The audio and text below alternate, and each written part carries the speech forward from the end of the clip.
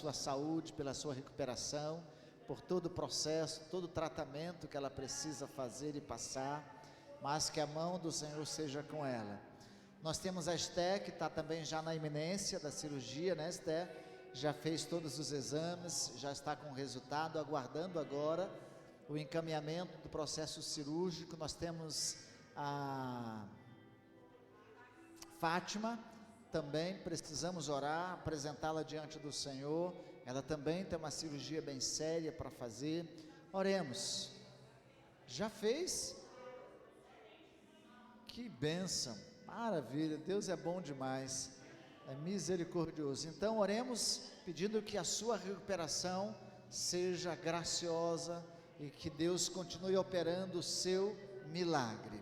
Amém? Mais pedidos que você tenha para fazer, você que tem o seu pedido a ser apresentado diante do Senhor, coloque agora, nós vamos orar.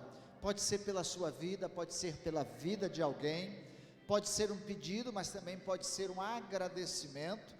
Pode ser pedido, pode ser um agradecimento, mas também pode ser a sua entrega, a sua oferta diante de Deus, para que a vontade dele se manifeste em você. Oremos.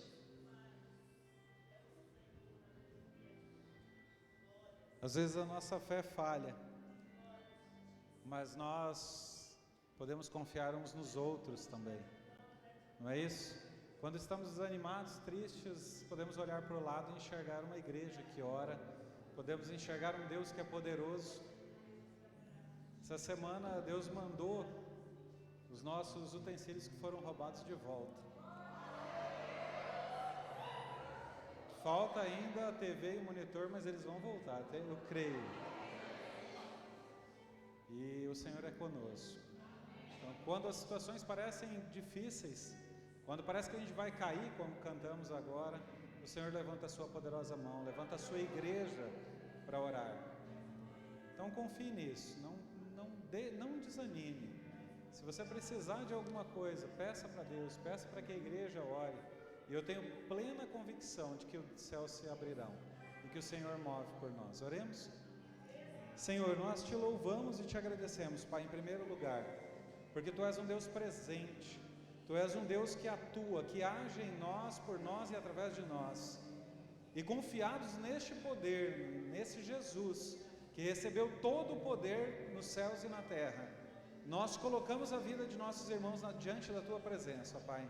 Queremos agradecer, Deus, por aquilo que o Senhor já fez na vida da Lu. Queremos pedir que o Senhor continue agindo, que cada medicação que ela tomar, ó Deus, que cada instrução médica, que cada parecer médico, ó Deus, possa cooperar para o bem dela, Pai. Pedimos a Ti, ó Deus, também pela recuperação da Fátima, Pai. Ela já passou pela cirurgia ontem, ó Deus, e já está em processo de recuperação, e nós cremos no Teu poder, queremos na Tua graça e na Tua misericórdia presente em nossas vidas, Pai. Colocamos a vida desses irmãos diante da Tua presença, Pai. E agora, de uma maneira muito especial, Deus, queremos profetizar a cura sobre a vida da Esther, Pai. Nós cremos, ó Deus, que se for necessária uma intervenção cirúrgica, o Senhor fará que ela passe por isso com tranquilidade. Mas se não for, Deus, toca nesse aneurisma, retira o coágulo, ó Deus, e faz com que a circulação dela volte ao normal, ó Pai. Nós cremos que o Senhor pode fazer todas as coisas, mas nos submetemos à Tua vontade, Pai.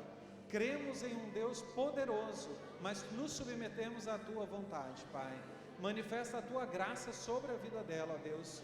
E se for necessário que ela passe por esses procedimentos, que o Senhor traga paz ao seu coração, ó Deus. Que o Senhor traga a fé necessária, ó Deus, para que ela passe por isso, ó Deus, com o entendimento de que há um Deus no controle de todas as coisas, Pai.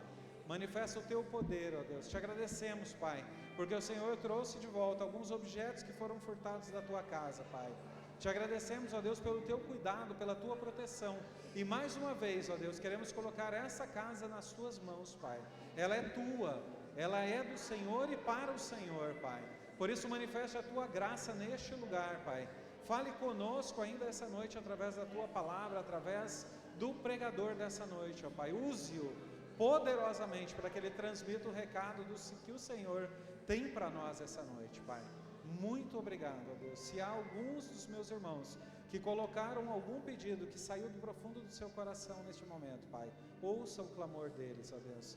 Traga o Teu Espírito Santo, ó Deus, para transformar isso em algo que o Senhor possa ouvir, ó Deus. Que o Senhor possa traduzir, que possa chegar aos Teus ouvidos e que o Senhor possa atender o clamor da Tua igreja, Pai. Manifeste a Tua graça, ó Deus, porque cremos novamente que o Senhor é poderoso e pode fazer infinitamente mais do que aquilo que podemos imaginar ou pensar, Pai.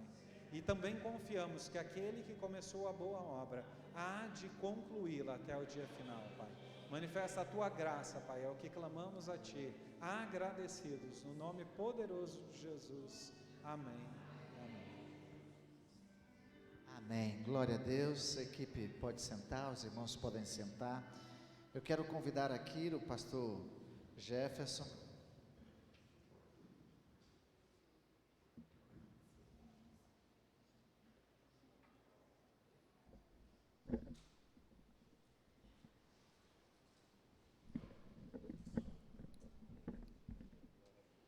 É uma alegria receber esse filho amado do Deus Altíssimo conosco.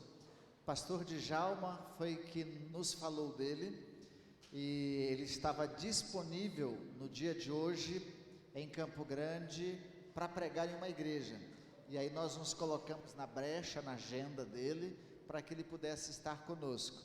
Pastor é conhecido não só no estado do Mato Grosso do Sul, mas ele é conhecido em vários outros estados do Brasil.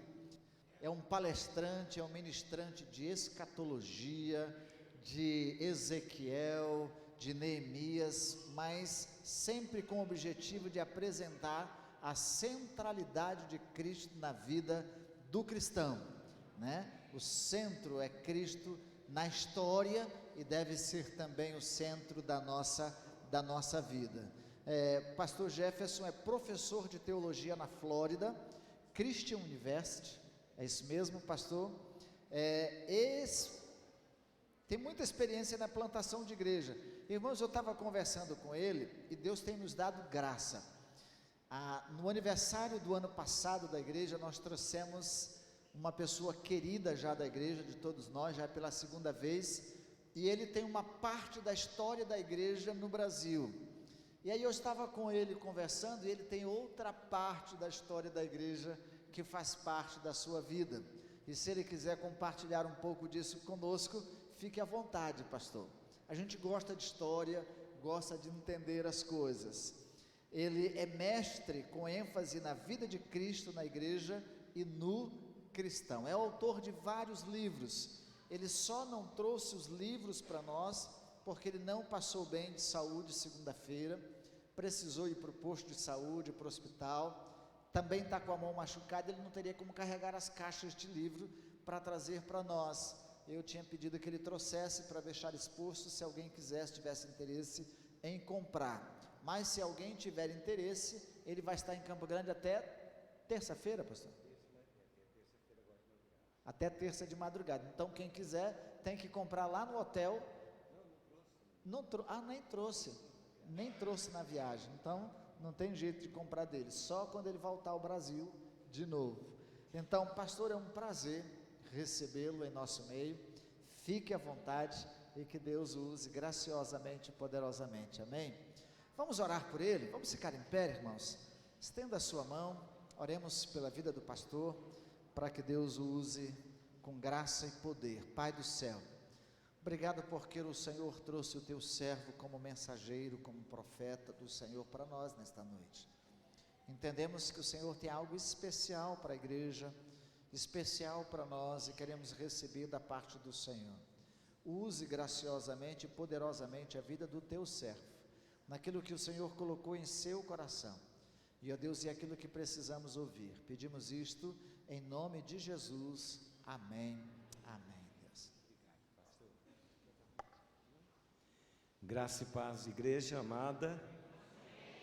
Obrigado, pastor Adonias. Obrigado, igreja, por me receber no Senhor.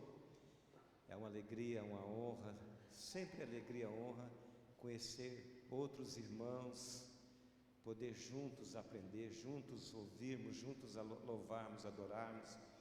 juntos assentarmos aos pés do Senhor e ouvi-lo, porque Ele é a palavra. Eu costumo dizer que Ele é o mensageiro e Ele é a mensagem. Nós apenas somos privilegiados de poder ser usados por Ele. E a respeito dos livros, eu tenho no Amazon.com,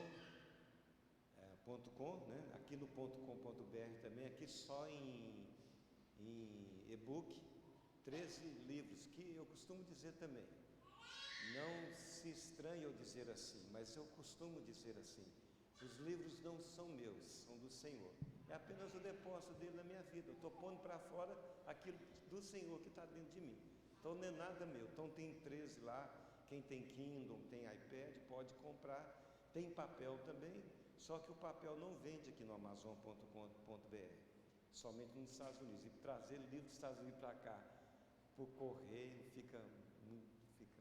vai custar cada livro mais de R$100, cento e tantos reais, não compensa, né? Então fica aí, é só colocar meu nome, Jefferson Carmo, você vai ver lá. Bem, eu quero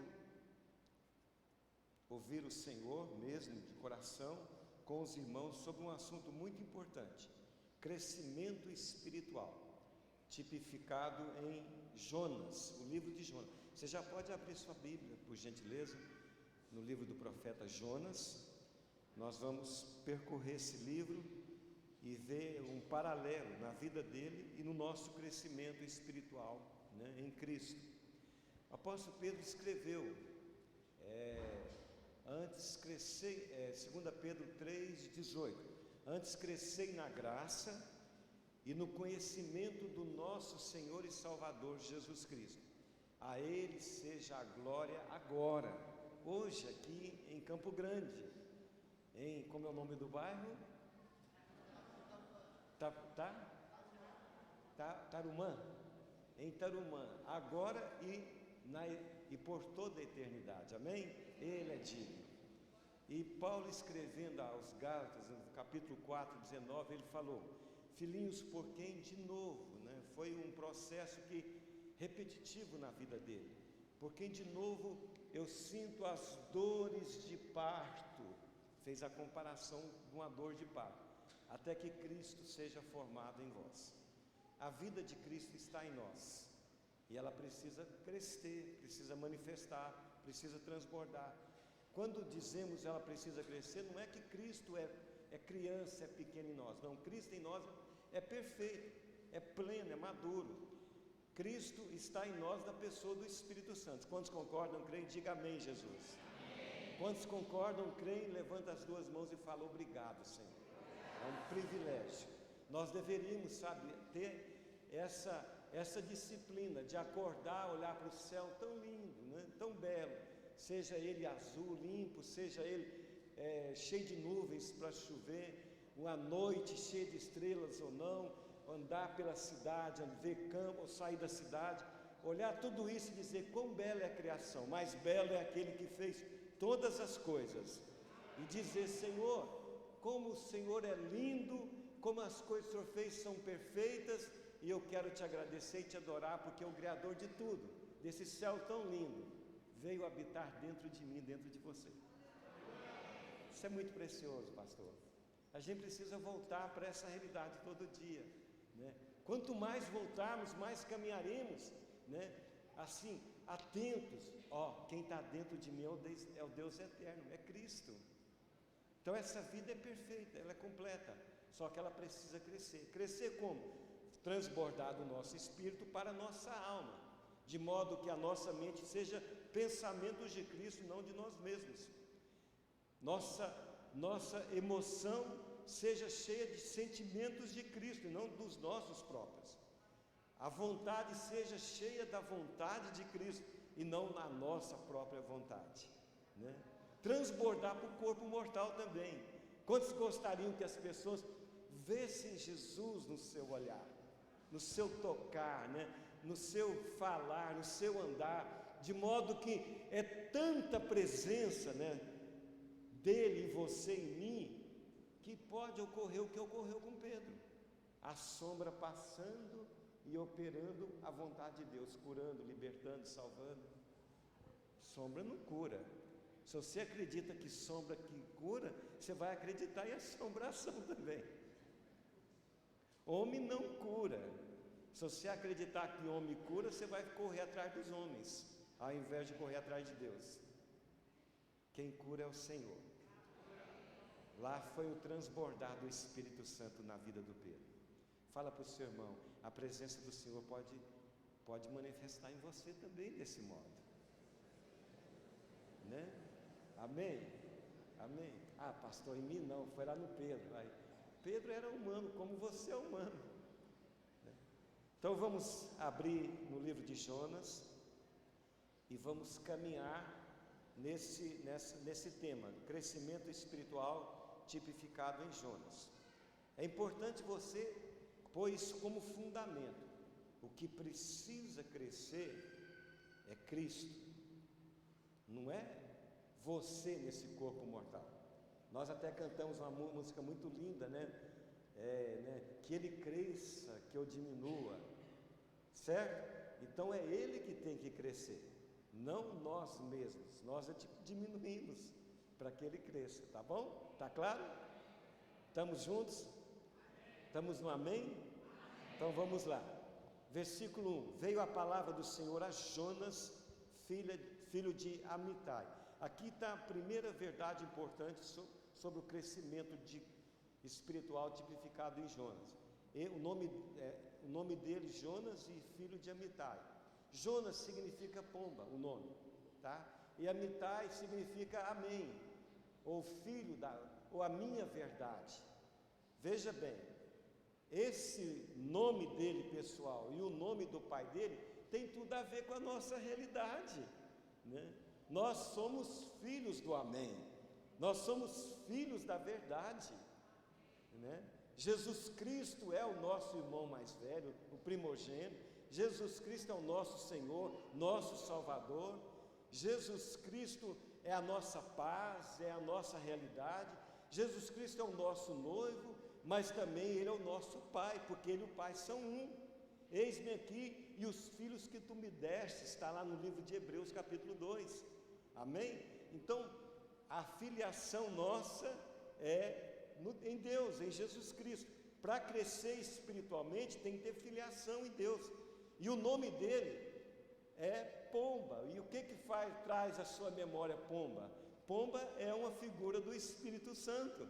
Você, a partir do momento que passou a ser uma nova criatura, porque recebeu Jesus, mas recebeu porque Ele te recebeu, né? Você foi ao encontro dele porque Ele foi ao seu encontro primeiro, não é verdade? Então, a partir desse momento, você tem a natureza da pomba em você.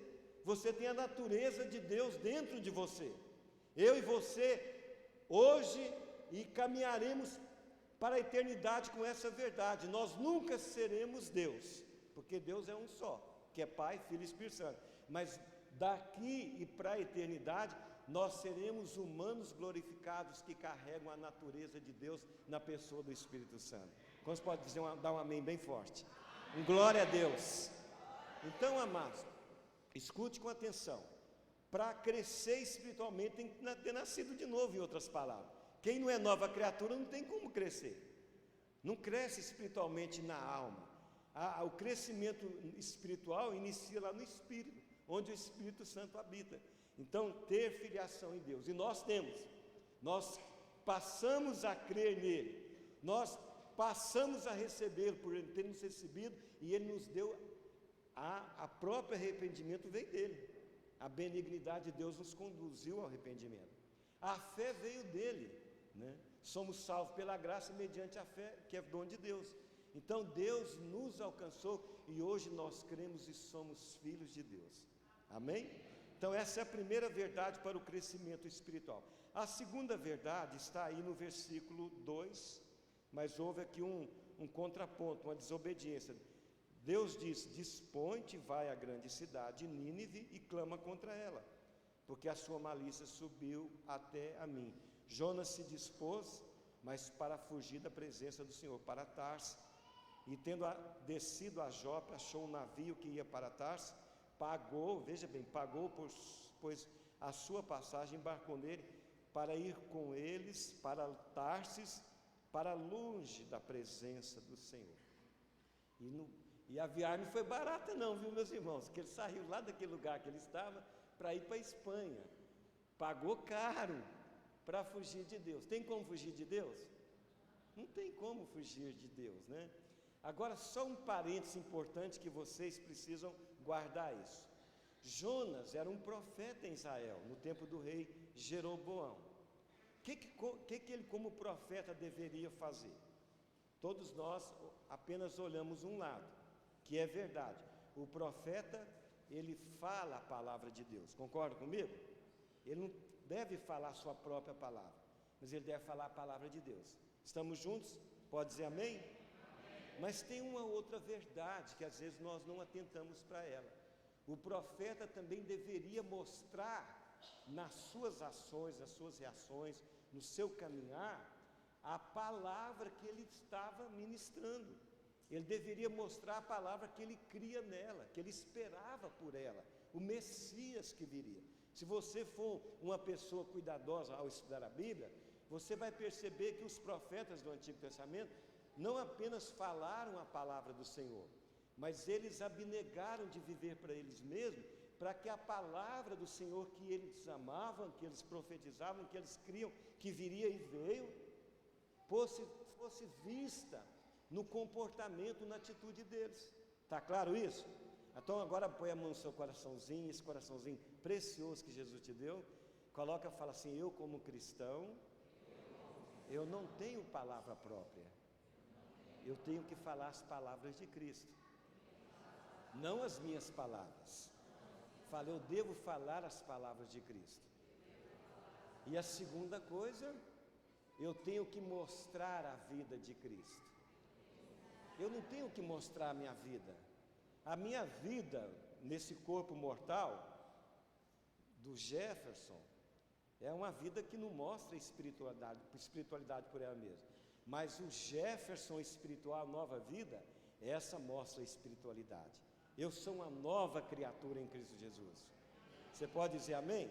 Então, Jonas, ele se dispõe para fugir de Deus, porque a Bíblia não é clara que nós devemos pregar o Evangelho a toda criatura? Sim ou não? Toda criatura é toda criatura.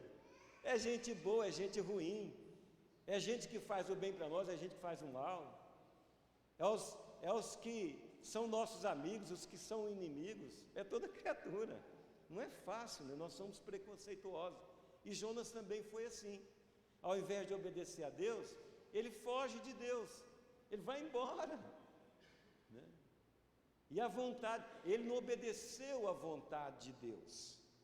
Hoje nós cantamos uma canção aqui, abre rapidinho lá, eu deixo só para mostrar para vocês, porque a vontade de Deus é tão, assim, ela é tão específica para cada um de nós, né? Temos tantos aspectos da vontade de Deus, seus mandamentos, né? Hoje o pastor Adonias está aqui pastoreando por vontade de Deus, casou com a irmã por vontade de Deus, tem 3 filhos por vontade de Deus, você está aqui.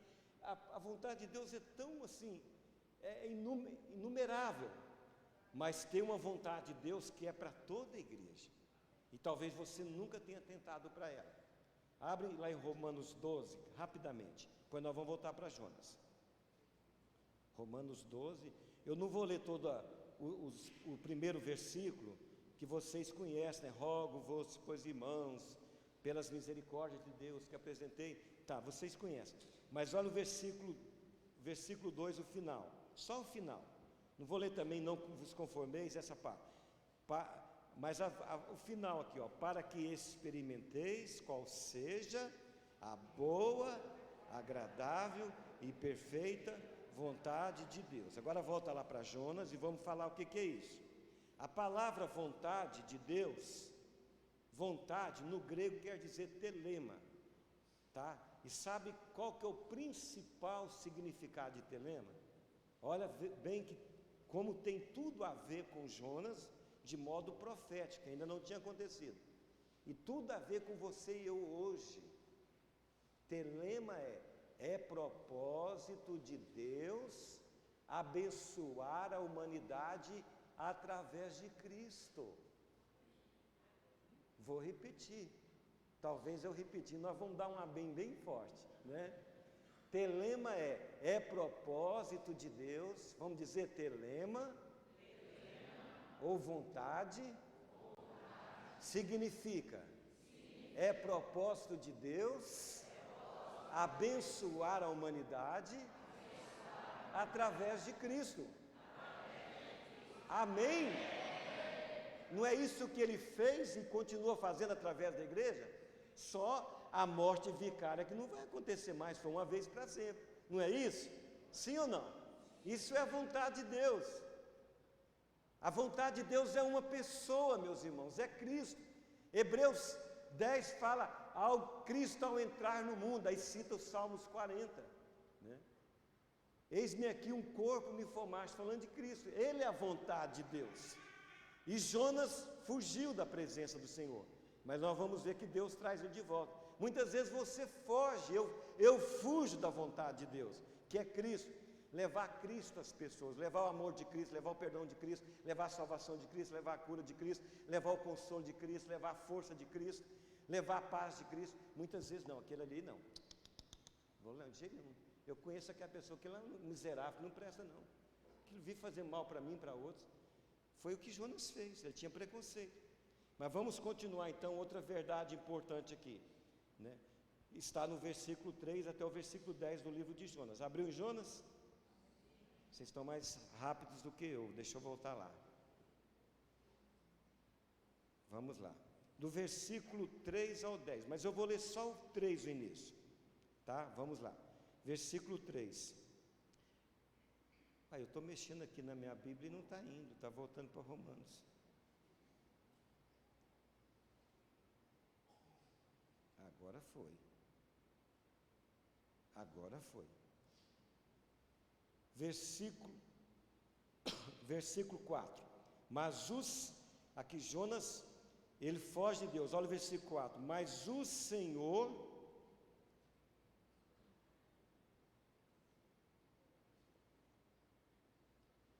Senhor lançou sobre o mar um forte vento e fez no mar uma grande tempestade, de modo que o navio estava a ponto de se despedaçar. Então vou parar aqui, vocês conhecem a história e é uma oportunidade, uma sugestiva, né, para vocês. Cheguem em casa, leiam o livro de Jonas, em 4, 5 minutos vocês vão ler esse livro. Vocês vão ver que Deus mudou o tempo no mar. O mar estava a ponto de afundar, né, e Jonas lá no cantinho, no porão, dormindo. O que é isso, irmãos? É uma verdade muito preciosa para o Cristo cada vez mais cresça em nós. Para que a vida nossa seja cada vez mais espiritual, somente há possibilidade de espiritualidade em nós, em Cristo. Cristo em nós. Sabe o que é? Compreender e aceitar que Cristo é formado em nós nas circunstâncias. Vou repetir. Compreender e aceitar que Cristo é formado em nós, em você, em mim, lá em Jonas. Claro que Cristo não estava manifestado, mas a palavra precisava manifestar externamente na vida dele, falar através dele e manifestar através da vida dele, através das circunstâncias. E as circunstâncias muitas vezes provocadas por Deus, Deus é mestre em providenciar cenários que nós não gostamos, a carne não gosta, mas é para que Cristo seja formado, para que a nossa vida espiritual seja em Cristo. E muitas vezes até nas nossas desobediências, né? Nós desobedecemos e Deus, naquela desobediência nossa, Ele vai providenciar a situação meio, na sua bondade, na sua paciência, na sua sabedoria, para que nós possamos compreender. E essa compreensão não é mental, é espiritual. É um entendimento espiritual. E aceitar as circunstâncias que Deus está trabalhando. Eu vou mostrar para você isso na Bíblia. Olha o que diz Romanos 8, versículo. Você pode abrir em Romanos 8, por favor? Versículo 28. Romanos 8, versículo 28. Sabemos que todas as coisas cooperam para o bem. Veja, todas as coisas são todas, não são? Boas ou ruins, cooperam para o bem daqueles que amam a Deus. Quantos amam a Deus aqui? Levanta a mão e diz: eu te amo, Senhor. Nós amamos a Deus porque Ele nos amou primeiro. Nós amamos a Deus com o próprio amor dEle que está em nós, com o Espírito Santo que foi derramado em nossos corações. Porque se você e eu amarmos a Deus apenas com o amor que recebemos dEle em Adão, vai chegar o momento que nós vamos começar a não amar a Deus, porque Ele não faz tudo que a gente quer. Mas quando nós amamos a Ele com o amor do último Adão, porque agora nós não somos uma humanidade natural em Adão, agora nós somos uma humanidade espiritual em Cristo, o último Adão. E Ele enviou o Espírito dEle para morar em nós, que é amor, Deus é amor. Então, quando nós amamos o Senhor com o próprio amor dEle, porque Ele nos amou primeiro, nós vamos cada vez mais compreender que todas as coisas estão cooperando para o bem. E esse bem aqui não é te tirar de uma prisão, não é, pode ser, não é apenas te dar um bom emprego, pode ser, amém. Não é te prosperar, pode ser e amém.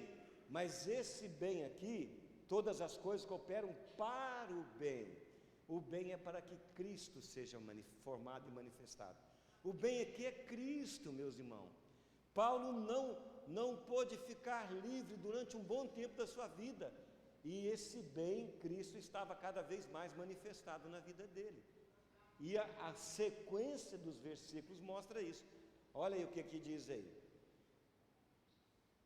Daqueles que amam a Deus e que são chamados segundo o seu propósito. Qual o propósito? Porquanto os que de antemão conheceu, também os predestinou para serem conformes à imagem de seu Filho, a fim de que ele seja o primogênito entre muitos irmãos. E aos que predestinou, tudo no passado, já predestinou, já chamou, já justificou e já glorificou. Fala para o seu irmão: você já foi glorificado. Amém? Deixa eu abrir mais um parênteses, pastor. Posso? Sabe por que você é cristão? Olhe para mim. Não é porque você está aqui, não. Não é porque você está 30, 40, 50 anos frequentando a igreja. Isso não te faz cristão. Você é cristão porque Cristo está dentro de você. Sabe por que a gente é igreja? Não é por causa desse prédio. Não é porque nós fizemos toda uma liturgia de uma igreja aqui hoje. Podemos fazer isso aqui a vida toda e não sermos igreja. Nós somos igreja porque Cristo está dentro de nós. Assim como Eva saiu de Adão, e Eva era Adão de outra forma, você saiu, eu saí de Jesus Cristo. Nós somos o corpo dele. A igreja é o corpo de Jesus Cristo. É de Jesus Cristo de outra forma. Você está entendendo? Então vou fechar esse parênteses, vamos voltar para o estudo. Mas está dentro do estudo também esse parênteses. Mas precisa ficar bem sentadinho. Você é cristão porque Cristo está em você. Você é igreja porque Cristo está em você, tá? Então vamos continuar. Todas as coisas cooperam para o bem, para que Cristo seja formado, manifestado, cresça dentro de você. Sua alma transborde de Cristo. Quando diz sua alma transborde de Cristo, está transbordando o Espírito Santo. Seu corpo mortal, porque isso aqui é um corpo mortal, transborde de Cristo. Vamos continuar. Outra verdade importante aqui que aconteceu, está no versículo 11 do mesmo capítulo. Olha o versículo, capítulo 1, versículo 11. Vamos voltar lá. Vocês já chegaram em Jonas? Vocês estão mais rápidos, viu? Agora que eu estou chegando, viu? E eu estou com o iPad, que só bateu o dedinho. Acho que meu dedinho não está funcionando muito, não. Olha o versículo 11. Aqueles homens perguntaram para Jonas, disseram-lhe: que te faremos para que o mar se nos acalme? Porque o mar ia se tornando cada vez mais tempestuoso. Respondeu-lhes, olha o que Jonas respondeu, escute com atenção. Ele está em alto mar, o mar está tenebroso, aquela tempestade, as ondas altas, ele está lá, se coloca lá, olha a resposta dele. Respondeu-lhes: tomai-me e lançai-me ao mar, e o mar se aquietará, porque eu sei que por minha causa vos sobreveio esta grande tempestade. Aqueles homens deu um parafuso nele. E eles falaram, não, não vou fazer isso com vocês, não. Tentaram de todos os modos, continuando. Aí chega um momento que eles se cansaram, falou, não, nós vamos fazer então o que você está pedindo. Olha o versículo 15, e levantaram Jonas e lançaram ao mar. E naquele mesmo momento que Jonas caiu no mar, lançado, olha o que diz aí no versículo 15, no final. E cessou o mar da sua fúria. Temeram, pois, esses homens extremo ao Senhor. Eram homens idólatras, cada um tinha o seu Deus. Temeram extremamente o Senhor. E ofereceram sacrifício ao Senhor e fizeram votos. Irmãos, aqui tem outra verdade muito preciosa, para que Cristo cresça em nós. Sabe qual é? Disposição para perder, para Deus em Cristo ganhar. Vou repetir. Cristo cresce quando nós temos disposição de perder na nossa vida almática, na nossa vida humana, para que Deus em Cristo possa ganhar. Quem garantia que Jonas ia ser liberto no mar? Ele não tinha uma palavra de Deus, concorda comigo? Ele se dispôs a perder, se dispôs até morrer, porque estava em alto mar. Será que apareceria alguém para salvá-lo? Vocês estão entendendo? A vida espiritual é assim, meus irmãos. A nossa vida natural tem que perder dia a dia, para que Cristo, que é a nossa vida espiritual, possa ganhar. Olha o que Paulo falou em Filipenses capítulo 3, vamos lá, vamos ver esse texto, Filipenses capítulo 3.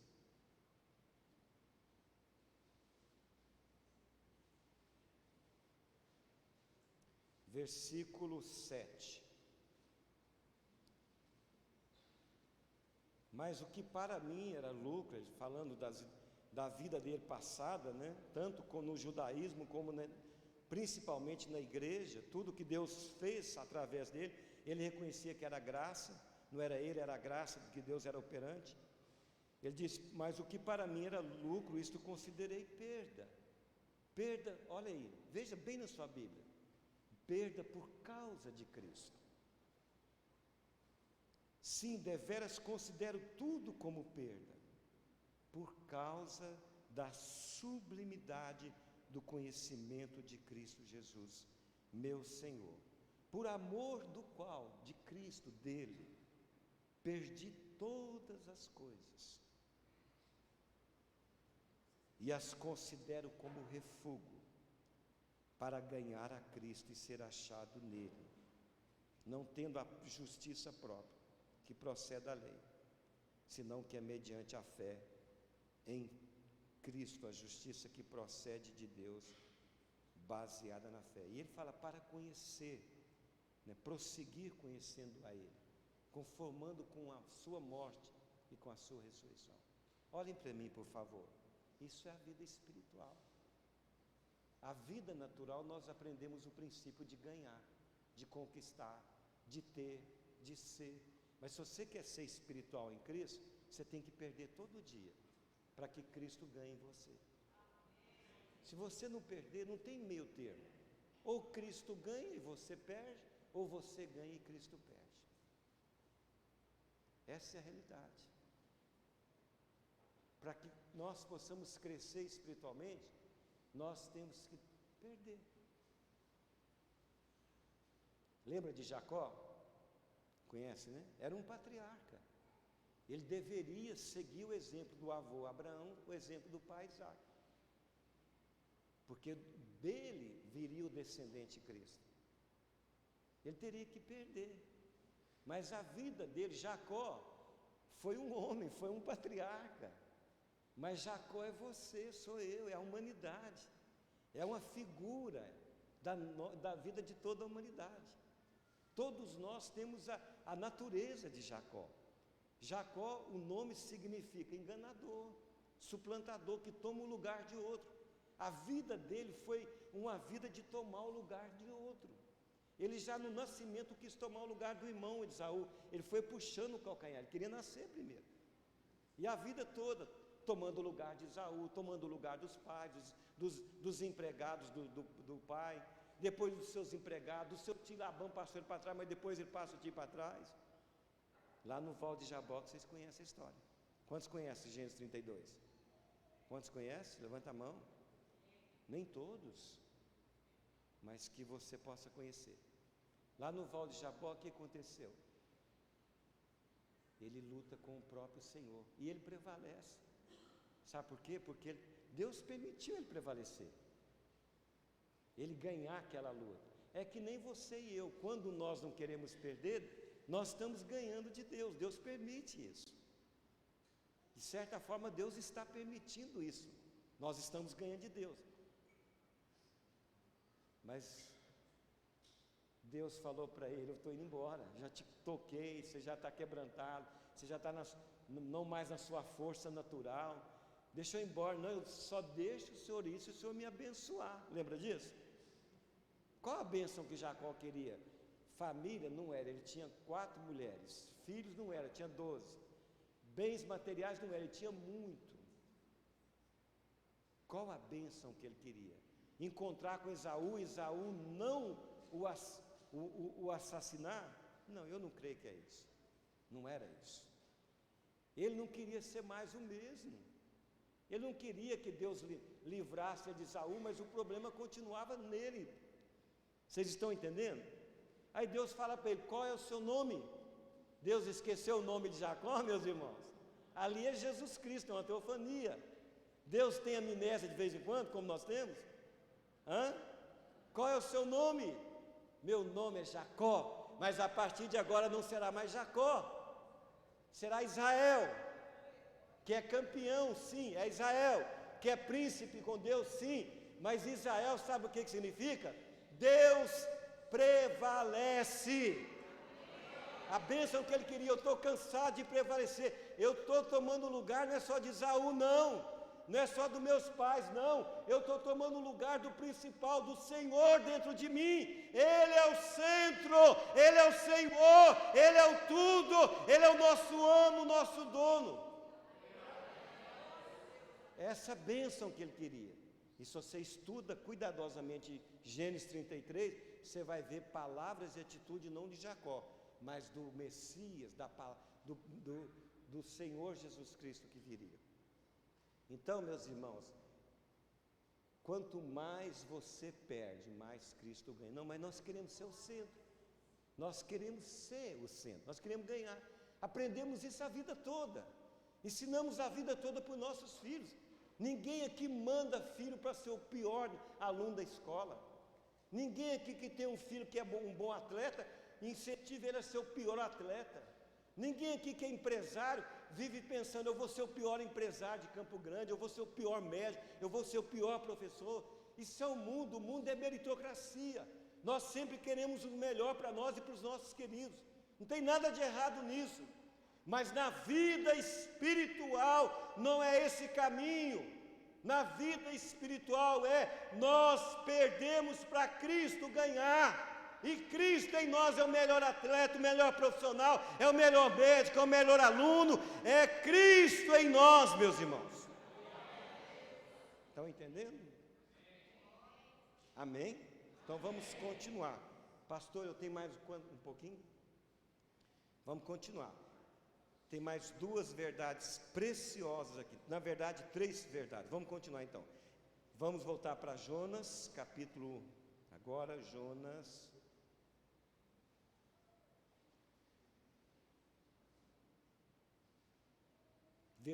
capítulo 1, versículo 17. E todo o capítulo 2. Não vou ler, para nós não tomarmos muito tempo. Deparou o Senhor um grande peixe para que tragasse a Jonas. Esteve Jonas 3 dias e 3 noites no ventre do peixe. É uma coisa meio louca, não é, meu irmão? Acreditar nisso, não é? Eu creio porque Jesus mesmo testificou isso. Assim como Jonas ficou, eu também vou ficar no seio da terra. Está claro? Eu creio na palavra do Senhor. Quantos creem na palavra do Senhor? Outra verdade preciosa aqui.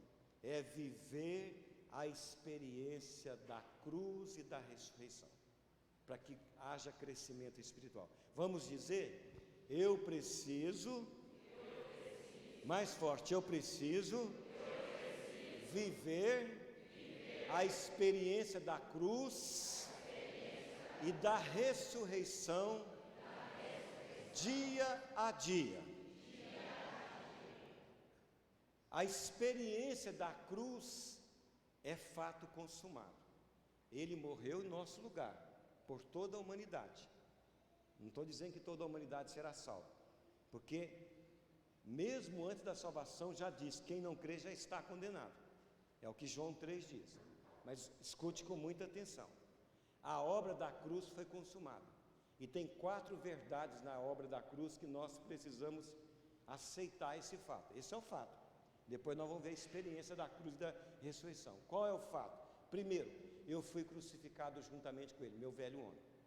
Aponta para você e fala, o velho homem meu foi crucificado juntamente com ele.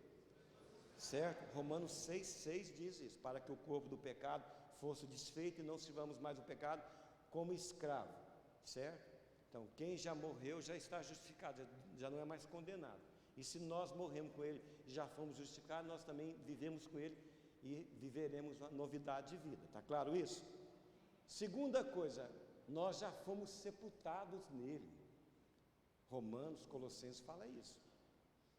Terceiro, nós já ressuscitamos ele. É claro que nós vamos experimentar uma ressurreição, onde nosso corpo será um corpo glorificado. Mas eu já tenho a vida de ressurreição dentro de mim, você também tem. Isso é fato. Isso não tem como, um dia eu vou viver uma vida de ressurreição, não. Você já tem o Espírito Santo que ressuscitou Jesus, está dentro de você. Quarto, você já está assentado em Cristo nas regiões celestiais, acima de principado e potestade. Tudo isso é fato. Agora, qual que é a experiência, meus irmãos? É o que Paulo falou lá vamos ler. Em Gálatas 2, não vamos ler não, Gálatas 2, 19, 20. Ele diz que não mais eu vivo, mas Cristo vive em mim. Agora, a vida que eu estou vivendo não é a vida que eu vivo pela fé, ou melhor, não é a vida que eu vivo pela fé no Filho de Deus que me amou e se entregou por mim. Mas olha o que ele diz aqui no versículo 19 primeiro. Olha aqui, vou ler para nós. Porque eu, mediante a própria lei, morri para a lei, a fim de viver para Deus. Estou crucificado com Cristo, logo já não sou eu quem vive, mas Cristo vive em mim. E esse viver que agora tenho na carne, vivo pela fé no Filho de Deus que me amou e a si mesmo se entregou por mim. Amém, meus irmãos? Então, é viver essa vida, essa experiência. Olha a prática disso também. Veja comigo em 2 Coríntios, abra sua Bíblia em 2 Coríntios, no capítulo 4, versículo 10. Olha a experiência da cruz e da ressurreição no dia a dia. Versículo 10, 2 Coríntios 4. Levando sempre no corpo mortal, levando sempre no corpo o morrer de Jesus, para que também a sua vida se manifeste nesse corpo. Porque nós que vivemos somos sempre entregues à morte por causa de Jesus, para que também a vida de Jesus se manifeste em nosso corpo mortal. Amém? Nós levamos o morrer e aí o viver de Jesus se manifesta. Então, é viver dia a dia a experiência da cruz, da cruz e da ressurreição. Vamos ver um outro ponto importante, que é capítulo 3. Todo o capítulo 3 aponta para essa verdade, tá? Capítulo 3 de Jonas. Qual é a verdade? Falar o que Deus falou em Cristo e não o que quer falar. Vamos dizer, para que Cristo cresça em mim, novamente, mais forte, para que Cristo cresça em mim, eu tenho que falar o que Deus quer falar, e não o que eu quero falar. Muitas vezes não é só o pregador, é nós no geral, como povo de Deus, Muitas vezes nós queremos falar, e isso não traz crescimento espiritual. O crescimento espiritual é quando o Senhor fala através de nós. Quanto mais o Senhor fala através do pastor Adonias, mais Cristo cresce nele. E, consequentemente, mais a vida de Cristo também, vocês são desafiados a viver a vida de Cristo que está em vocês. Porque é o Senhor que está falando. Vocês estão entendendo?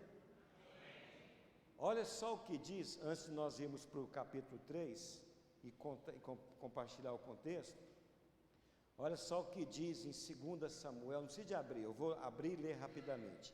2 Samuel, olha o que fala a respeito de Davi, capítulo 23. Olha o que Davi falou, escute com atenção. São estas últimas palavras de Davi, palavra de Davi, filho de Jessé, palavra do homem que foi exaltado, do ungido de Deus de Jacó, do mavioso salvista de Israel. Agora escute com atenção. O Espírito do Senhor fala por meu intermédio, e a sua palavra está na minha língua. Disse o Deus de Israel, a rocha de Israel, a mim me falou. Olha o que Paulo fala lá em 2 Coríntios 13, versículo 3. Posto que buscais prova de que em mim Cristo fala, o qual não é fraco para convosco, antes é poderoso em vós. Vou voltar para Jonas. Se você olhar para o livro de Zacarias, ele fala o anjo que falava comigo, e ele fala também em alguns momentos no original, o anjo que fala em mim, dentro de mim. O capítulo 3 mostra essa verdade. Abre em Jonas 3 aí, vamos ver agora o contexto. Veio a minha palavra do Senhor, a segunda vez, né? Deus falou para o grande peixe soltar Jonas, vomitar Jonas, e a palavra veio a Jonas novamente. Dispõe-te, vai à grande cidade de Nínive, e proclama contra ela a mensagem que eu te digo, não é o que você quer falar. Jonas odiava os assírios. Irmãos, os assírios eram assassinos, fizeram muito mal para Israel no período de Jonas. Fizeram muito mais mal ainda alguns anos depois. Deus sabia que isso ocorreria. E depois, alguns anos depois, fez mais mal ainda, pegou 10 tribos de Israel e levou para o cativeiro. E essas 10 tribos se espalhou para o mundo todo. Você vê na Argentina, você vê lá na Ásia, na África, qualquer lugar. Israelitas dessa diáspora. Deus sabia de tudo isso, irmãos. Jonas não queria que aquele povo fosse perdoado, e foi, vocês sabem, vamos ver isso. Deus um dia julgou aquele povo. Vai e fala o que eu te digo. Lembra? O profeta, o cristão tem que falar o que o Senhor está falando em Cristo, entenderam? Vocês vão daqui a pouco ver o último ponto, a verdade do último ponto. Levantou-se, pois, Jonas e foi a Nínive. Agora ele foi, segundo a palavra do Senhor. A Nínive era uma cidade muito importante, muito grande, né? Ao versículo 4, começou Jonas a percorrer a cidade a caminho de um dia, e pregava e dizia, ainda, olha, escute com atenção, ainda, olha a frase que ele diz, ainda 40 dias, e Nínive será submergida.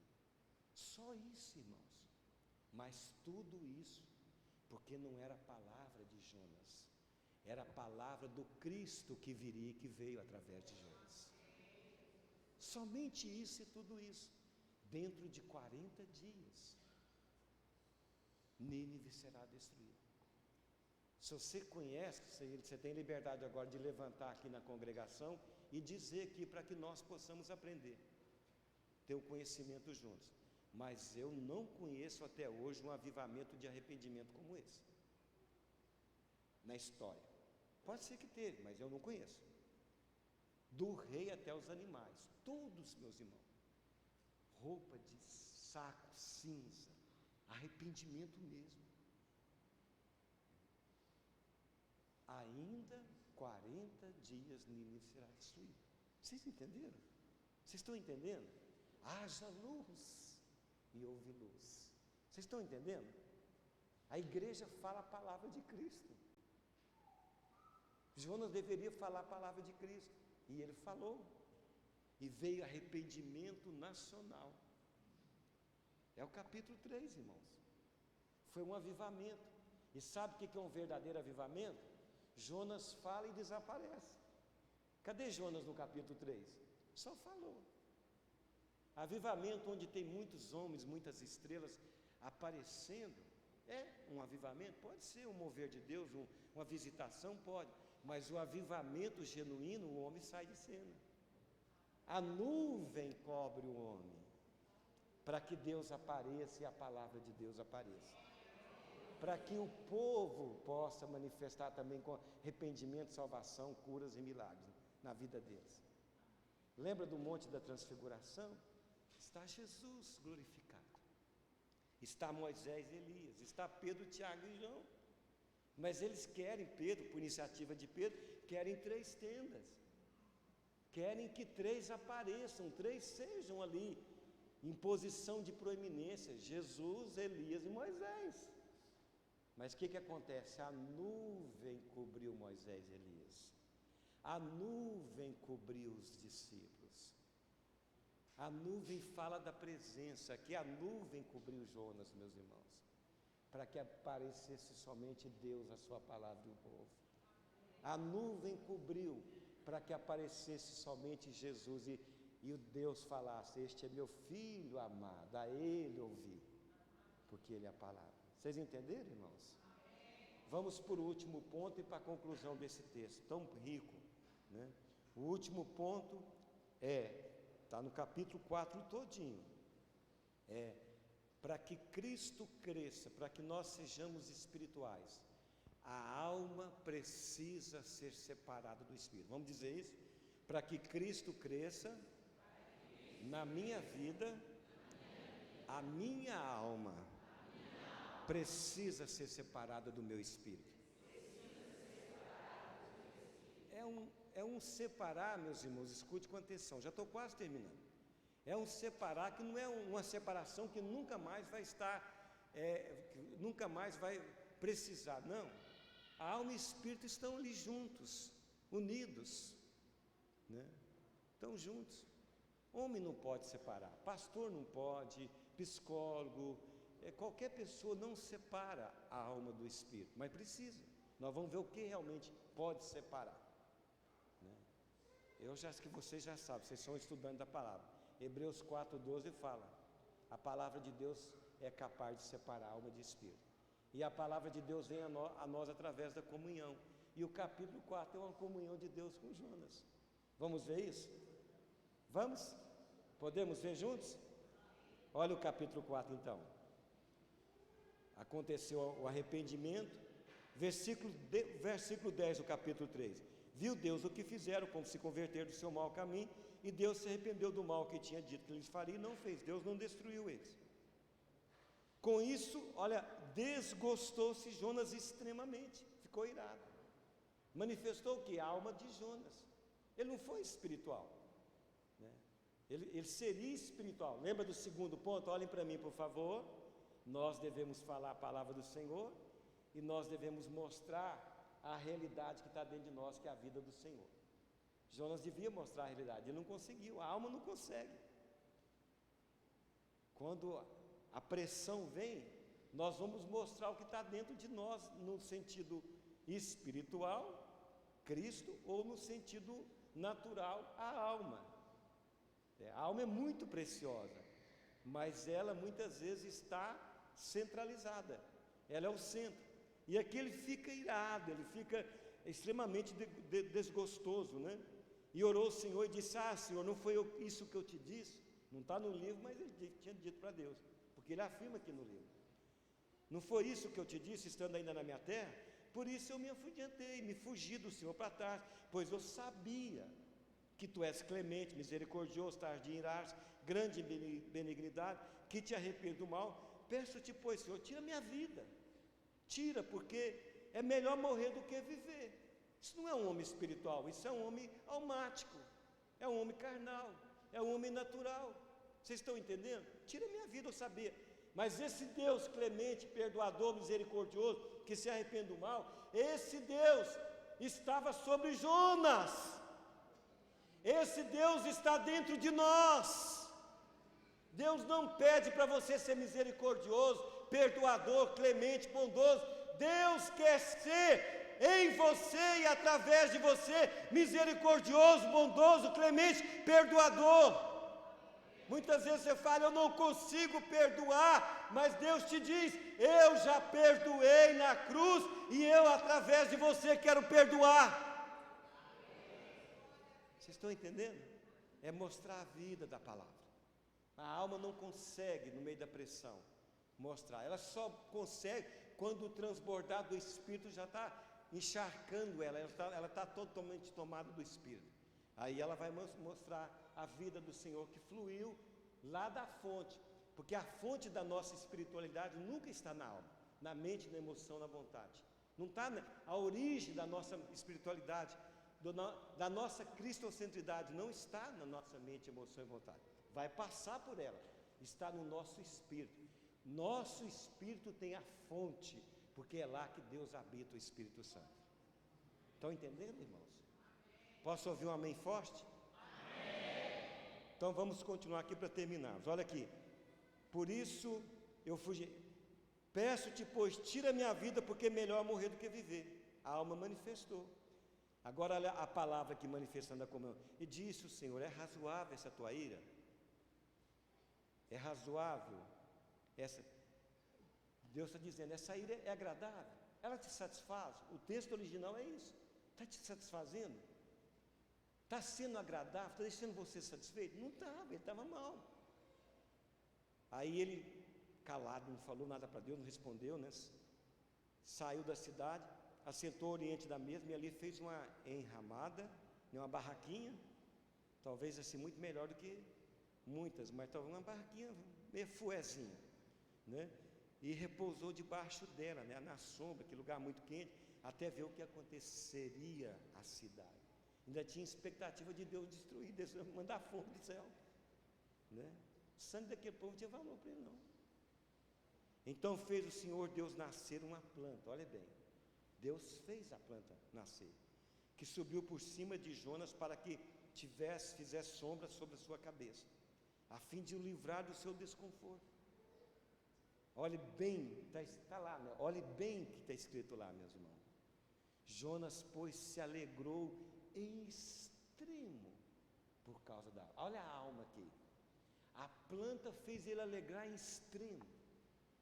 Mas o Senhor que fez a planta, o Senhor que fez ele, o Senhor que o agraciou para ser profeta, estava lá todo o tempo.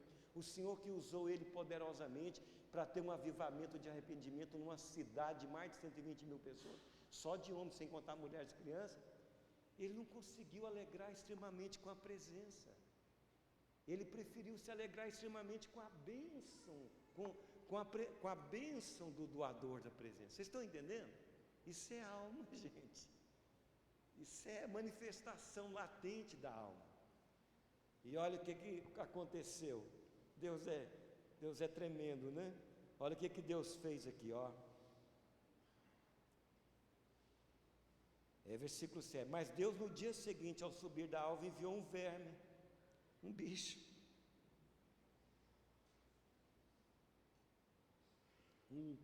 Um carmesim. Quem estuda a Bíblia sabe o que representa esse carmesim. Está lá em Salmos 22, quando profeticamente Davi fala, mas ali falando de Jesus, eu sou um verme, não um homem, carmesim vermelho. Então quem tem ouvidos para ouvir, ouça, mas isso aqui tem todo um segredo espiritual, isso aqui, tá? Então Deus enviou um verme, um carmesim, que secou a planta, feriu e ela secou. E nascendo o sol, Deus mandou um vento, né? Calmoso oriental. O sol bateu na cabeça de Jonas, de maneira que desfalecia, pelo que pediu para si a morte. Veja bem, irmãos, a alma manifestando abundantemente, mas não espiritualidade, mas sim humanidade, carnalidade, né? Religiosidade dentro do nosso contexto. E aí pediu a morte, dizendo, melhor me é morrer do que viver. Então Deus pergunta, olha a comunhão aqui, a palavra saindo, ó. A palavra divide a alma do espírito. Pela comunhão a palavra é liberada. Deus falou, é razoável a tua ira por causa da planta? Você está satisfeito porque uma planta nasceu e morreu?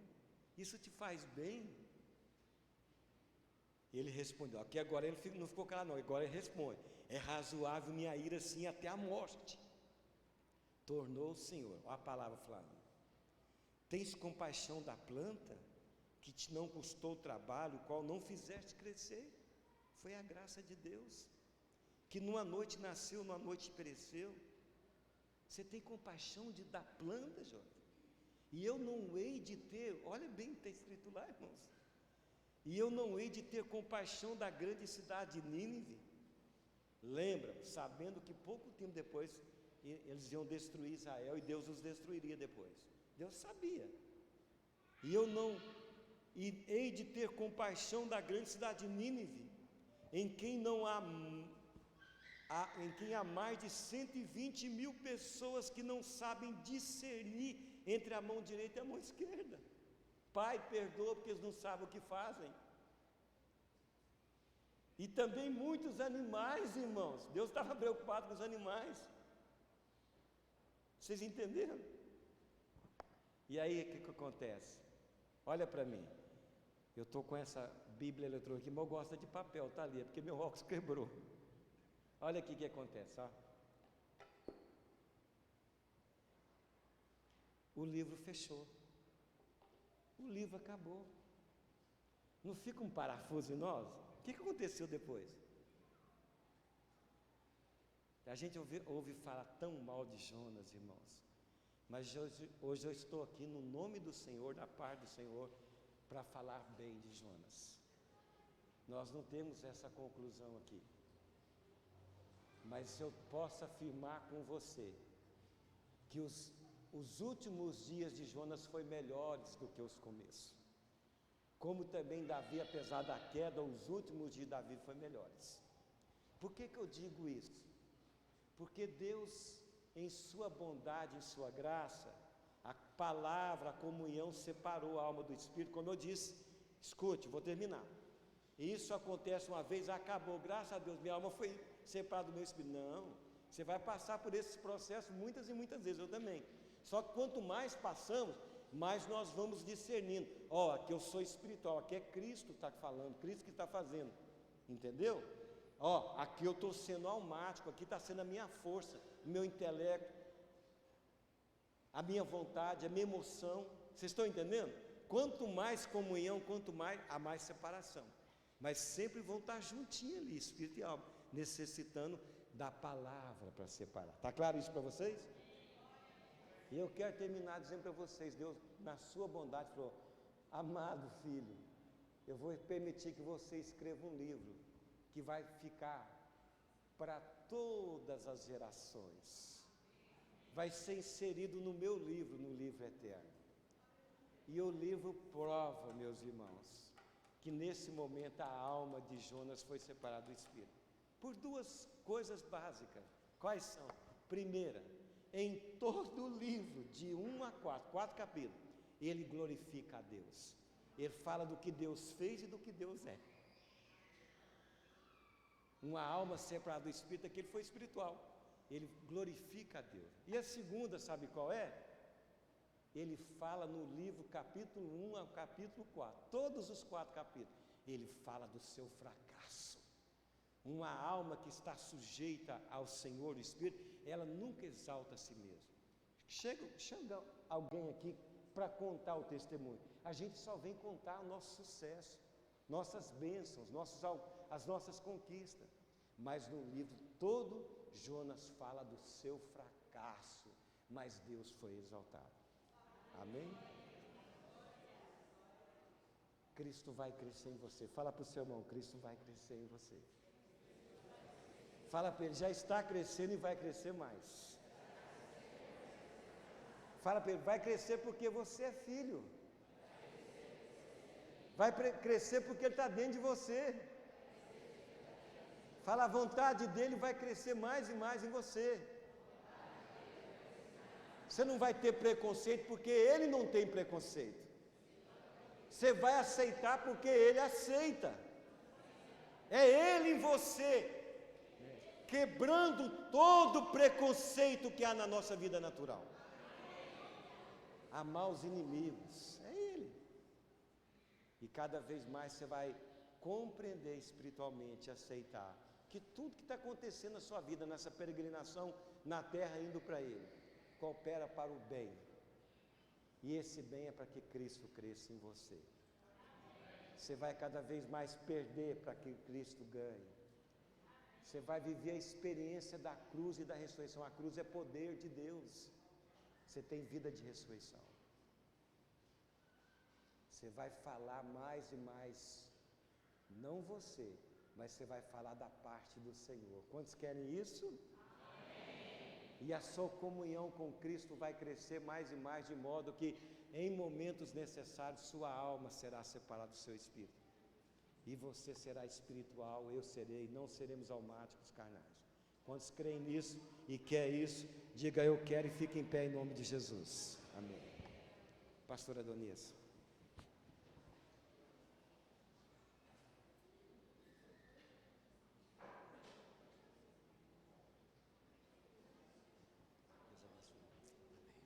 Glória a Deus. Pastor, quiser ficar mais um pouquinho aqui comigo, pode ficar. Pode ficar em pé, irmãos. Olha como Deus é extraordinário. A minha esposa é testemunha disso. Essa semana eu disse, vou preparar uma mensagem para a igreja, mas Deus vai dar a hora de pregar. E a ênfase era, Cristo não veio me dar vida, mas veio me matar. Ele me mata para Ele poder viver em mim. A vida que Ele nos dá é a vida dEle. Só pela vida dEle a gente tem a vida eterna.